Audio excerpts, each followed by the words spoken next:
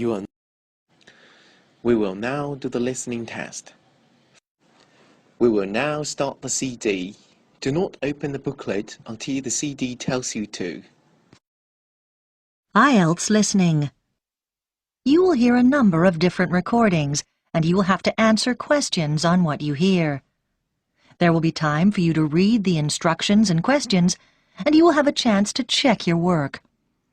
All the recordings will be played once only. The test is in 4 sections. Write all your answers in the listening question booklet. At the end of the test, you will be given 10 minutes to transfer your answers to an answer sheet. Now turn to Section 1 on page 2 of your question booklet.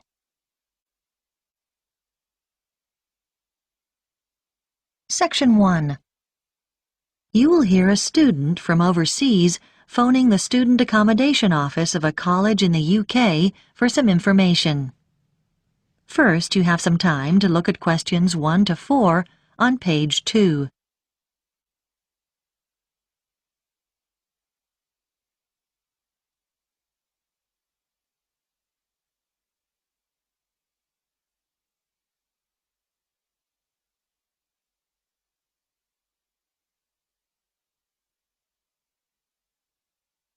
You will see that there is an example that has been done for you. On this occasion only, the conversation relating to this will be played first. College Accommodation Bureau, Darren speaking. How may I help you? Oh, good morning. I'm starting at the college in September and I need to find some accommodation. Right. Well, there are various options. The first one is to stay in college accommodation. That'd be a single room. The first type of accommodation is a single room in the college, so single room has been written in the space. Now we shall begin. You should answer the questions as you listen, because you will not hear the recording a second time. Listen carefully and answer questions 1 to 4. College Accommodation Bureau, Darren speaking. How may I help you? Oh, good morning. I'm starting at the college in September and I need to find some accommodation. Right. Well, there are various options. The first one is to stay in college accommodation. That'd be a single room. How much would that cost? Well, it depends. For a standard room, you're looking at £3,276 for the year. That's just for a room with wash basin. Or £3,834 if you want an ensuite. That's with your own small bathroom. I see. That's more than I expected. It does include heating. That's quite a saving because energy costs can be high, especially in winter. Does it include meals as well? No. All our rooms are self-catering now. There's a shared kitchen on each corridor where you can cook if you want to, or there are plenty of places to eat out on campus. Okay, and you said that's the price for the whole year? Well, you pay annually, but actually it's for 36 weeks. It doesn't include holidays. You have to vacate the room then. I'd need somewhere to stay in the holidays. I can't afford to go home. The flights are too expensive. Well, there is another option. Several families who either work at the college or have children studying here offer visiting students a room in their homes. Oh? We call this arrangement Home Welcome, and we've still got a few places left at the moment. You pay £150 per week, and that includes breakfast, a packed lunch and dinner, as well as heating. Is there a contract? Do you have to stay for the whole year? No, it's flexible. It sounds really good, but I'm not sure. I really want to be a little more independent. Before you hear the rest of the conversation, you have some time to look at questions 5 to 10 on page 2.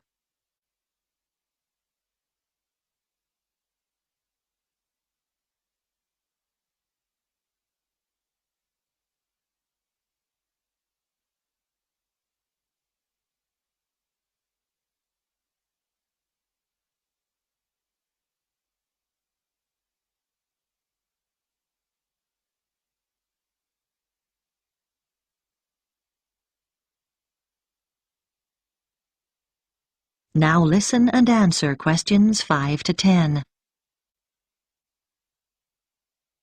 What about finding somewhere to live off campus? Yes, you can rent a property in town privately. You might want to rent a room in a shared house. You'd have a room of your own and share the kitchen and bathroom with other students. What about if I don't want to share? You can get what we call a studio. They're often quite small, but they'll have everything you need. Right. How much would those two options cost? Well, prices vary depending on which part of town the property's in. Generally speaking, the cheapest is around £275 a month for each student. Oh, that's not too bad. Yes, but it can also be as high as £490, and then you'll have to pay all your other bills. What sort of amount would I be looking at for those? Well, last year, students were paying on average about £43 per month each for gas and electricity. This year, it'll probably be somewhere in the region of £48. That's a lot. Yes, they've gone up quite a bit, and on top of that, you have to pay for water, and that'll probably be around £9. That didn't occur to me. And I guess I'd have to pay for transportation, too. That's right.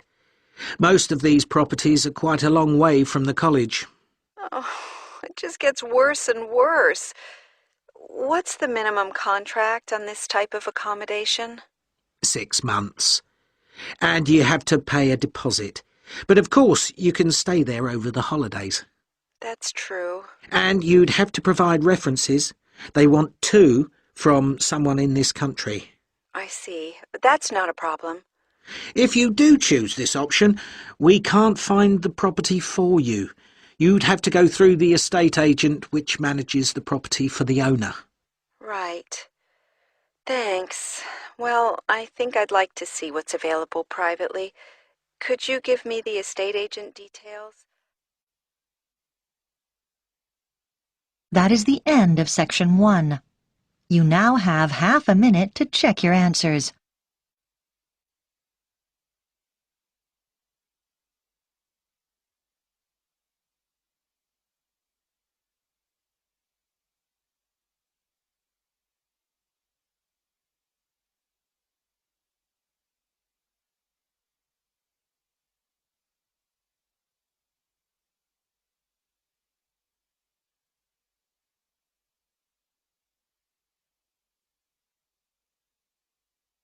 Now turn to Section 2 on page 3.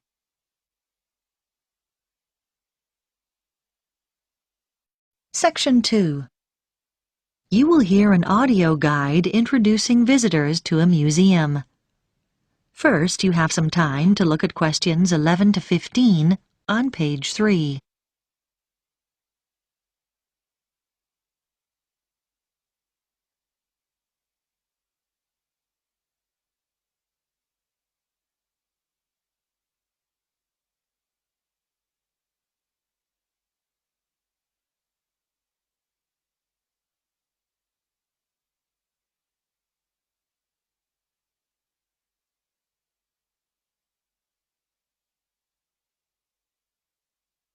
Now listen carefully and answer questions 11 to 15.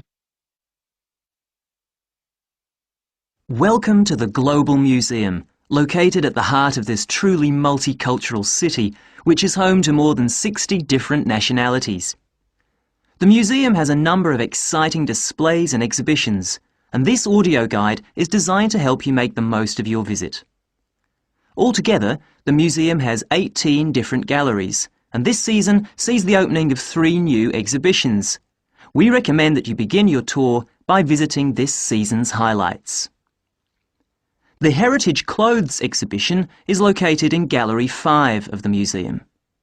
People who live in the area have spent 2 years preparing this exhibition, which brings together some of the fascinating garments traditionally worn in their own communities. They research the history of their community's clothing traditions and the customs and rituals associated with them. Altogether, 16 countries are represented, from Ghana to Korea, from Turkey to Nepal. The photographs that accompany each display case were taken by some of the City College students who are studying design and show the clothes being modelled by the real people who wear them in the course of their everyday lives. Another highlight this season is the exhibition called Toys from the Past, which can be found in Gallery 9. This exhibition, which will appeal to people of all ages, is on tour throughout the country and will be here for 10 weeks only. The exhibits include dolls made over 100 years ago with beautiful porcelain faces and, in some cases, real hair.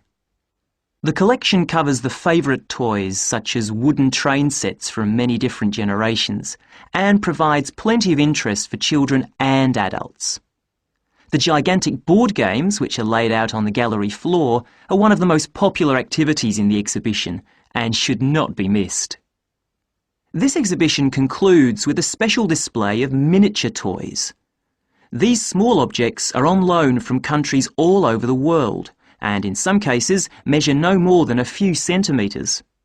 There's a tiny car made from matchsticks, a toy aeroplane complete with pilot and passengers made out of seashells, and some exquisite little buildings no higher than 4 centimetres.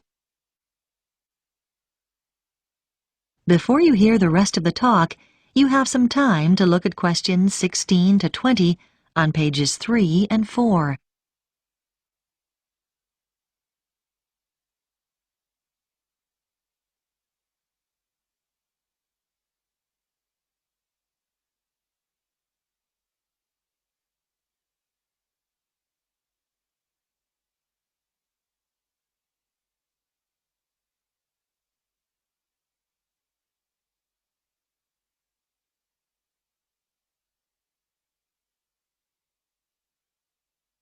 Now listen and answer questions 16 to 20. The final gallery highlight of the season is the Biscuit Gallery at number 15. Many years ago, this city was famous for its biscuits, although today the factory no longer exists.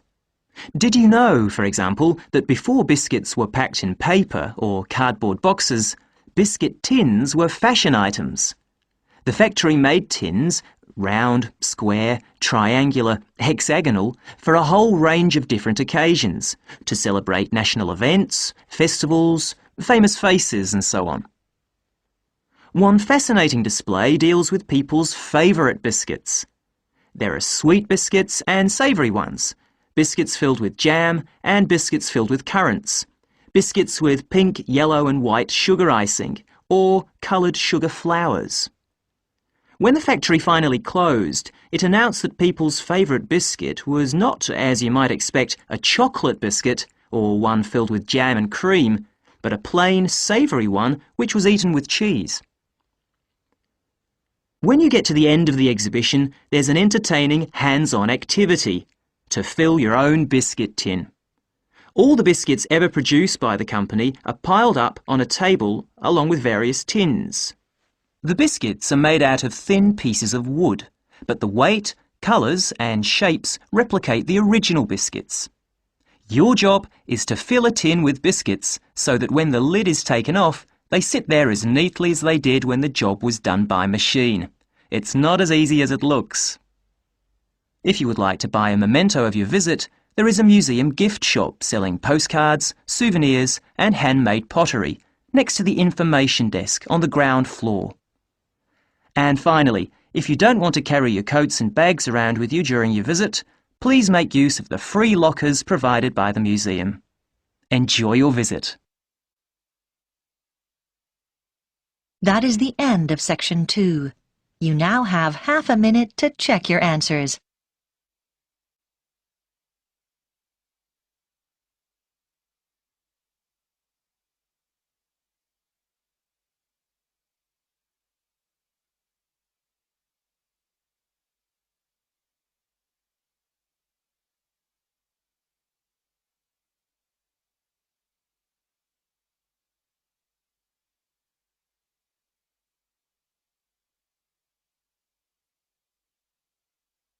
Now turn to section 3 on page 5.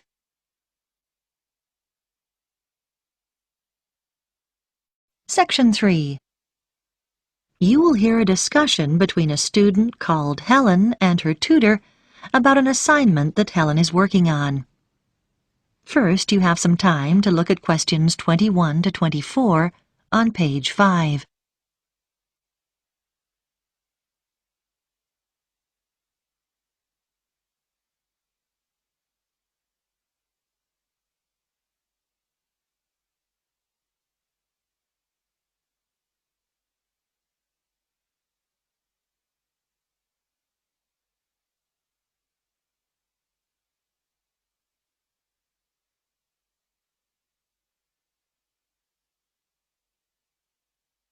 Now listen carefully and answer questions 21 to 24. Come in, Helen. How can I help you? Well, I'm doing research for the anthropology assignment, and I was hoping to check a few details. Sure. You chose the topic of Pacific Island tapa cloth, didn't you? What have you found out so far? Well, I was going to introduce my assignment by saying that the tapa cloth is a fabric made from bark, just the outer layer of the trees. It's particularly common in the Pacific Islands, but not exclusive to them. In fact, many other peoples around the world have made high-quality cloth from bark. But what sets Pacific tapa apart is the incredible variety of roles it's played in this region. Yes, nice introduction, though I think you could be more specific regarding dates. Okay, so what about the raw materials used? Well, tapa cloth is made from several species of tree. In the Pacific, the paper mulberry tree is most common, but it doesn't thrive in all conditions. In fact, it wasn't originally found in the islands, but was carried in their canoes by the first migrants. Tapa is also made from the breadfruit tree, which is convenient because its fruit is a staple food. The paper mulberry tree is only grown for tapa making, though. Yes, that's good. Now, what about the Maori people here in New Zealand? But the Māori don't make tapa now. That's right, and you need to account for it. We know that when Maori migrated here from the other Pacific Islands, they were prepared to make tapa because they brought the paper mulberry tree with them. The thing was, after they'd been in New Zealand a bit, they found the flax plant, which is superior to tapa because it makes a stronger fabric. By the time Europeans arrived in the 18th century, Maori were making all their fabric from flax and had been for some time. Okay. So, with the production process itself, first the inner bark is beaten with wooden hammers to soften the fibres. Then the different pieces are glued together using an adhesive paste made from the arrowroot tuber. This is the only way to fabricate large pieces of cloth because bark strands are too fine to be woven together and stitching isn't strong enough. Before you hear the rest of the discussion, you have some time to look at questions 25 to 30 on page 6.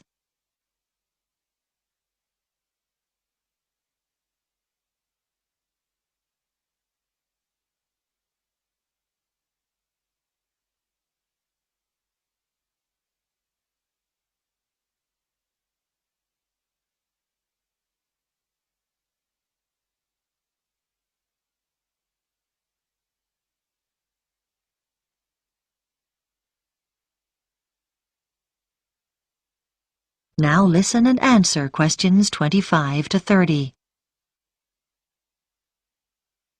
So now you need details about different countries. Where would you start? I think Samoa is the obvious place.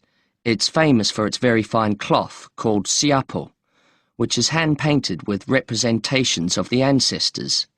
Still today, at the most profound events in life such as births, funerals, weddings, and the investiture of chiefs, Samoans wear siapo robes to add significance and meaning to the ceremony. Okay, then I could talk about Tonga. It seems to me that the great innovation in Tonga has been developing a simple, coarse cloth which is quick and easy to make. This is suitable for all sorts of everyday functions around the house like bed covers, mosquito nets and curtains. Good point. Now, what about Cook Islands, Tupper? Well, the soil there is poor quality, so the breadfruit tree is often used. One type of thick cloth called tikoru was wrapped around the poles and used to mark the entrances to places of worship, so it was highly regarded in local culture. You might mention Fiji as well, which is interesting because tapa was actually used as a currency there. Fijians used to sail between the islands and exchange tapa for other commodities like canoes or pigs. I know that in Tahiti the tapa cloth is different because the patterns are in colour, which is considered more valuable than the usual brown patterns. You're right about the Tahitians using coloured pigments, but they aren't more valuable. The colours are only a decoration.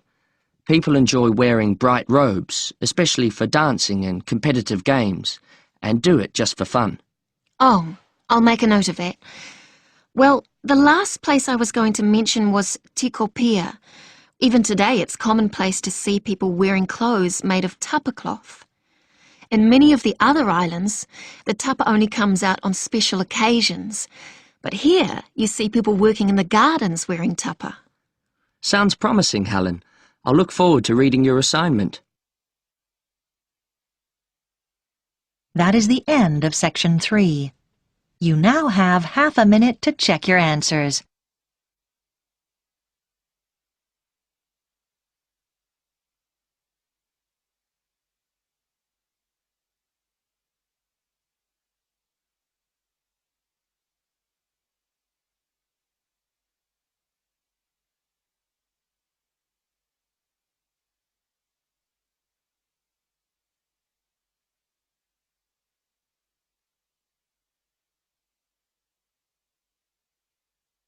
Now turn to Section 4 on page 7.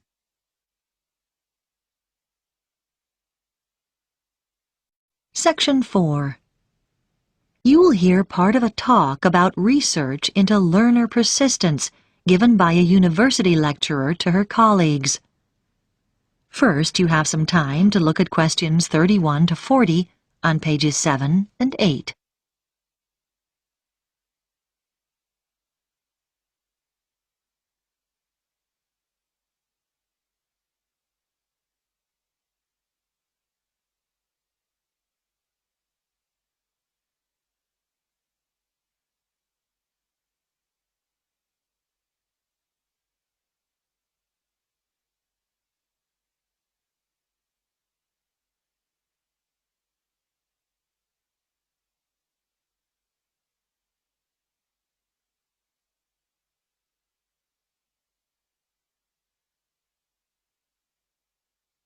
Now listen carefully and answer questions 31 to 40. My talk is about a research study I did over a period of 5 years on learner persistence, why some people stick at academic study better than others. As teachers, you will know that there is a tremendous variation in the learner's response to certain things. For example, a short period of illness might completely destabilize some students and cause them to give up their degree studies. Other learners might overcome tremendous difficulties to stay the course. I am particularly interested in this second group, who are the ones with learner persistence. What I decided to do was design a research study using a sample of my university's third-year undergraduate students, 295 in all, who obviously had already stayed the course pretty well. The sample was drawn from a range of ages, but there was deliberately a significant number of mature students, and all respondents were living at home in the local region. I wanted to have this element of consistency, not having some coming from outside the area and living in university accommodation. It should be noted, though, that there was significant variation in home background to reflect the variation in our student population. I designed questionnaires which were devised to elicit what their concerns had been as they started the course, and what had sustained them throughout the 3 years. Findings from the first section indicated that their worries when they started varied from financial concerns, though this had not been as strong as I expected, to career prospects. But mature students with children tended to emphasize uncertainties about their relationship with them.